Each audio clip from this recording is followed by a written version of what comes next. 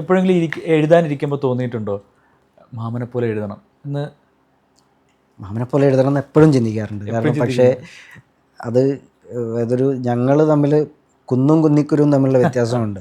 അപ്പോൾ അതൊരിക്കലും നടക്കുമെന്നറിയില്ല. പക്ഷേ ഇപ്പോഴും ഞാൻ എഴുതാനിരിക്കുന്നതിന് മുമ്പും എനിക്ക് മാമൻ്റെ പാട്ടുകൾ കേട്ടിട്ടാണ് ചില സമയത്ത് ഇപ്പോൾ നമുക്ക് ഒന്നും എഴുതാൻ പറ്റാത്ത മൊത്തം ബ്ലാങ്കായി പോകുന്ന അവസ്ഥകളുണ്ട്.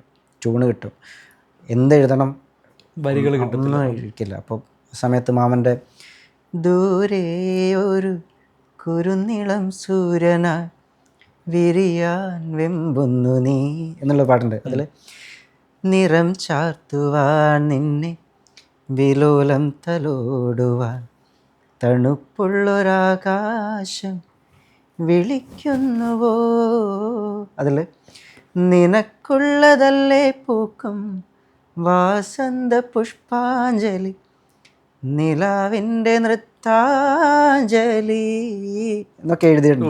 അപ്പോൾ ഇത് ഞങ്ങളോട് പറയുന്ന പോലെ, ഇപ്പം എന്നോട് പറയുന്ന പോലെ എനിക്കൊരു നിനക്കുള്ളതാണ് ഈ ലോകം, നീ എഴുതിക്കോ എന്ന് പറയുന്നത് പോലെ, അടുത്ത് വന്നിരുന്ന് പറയുന്നത് പോലെ തോന്നും.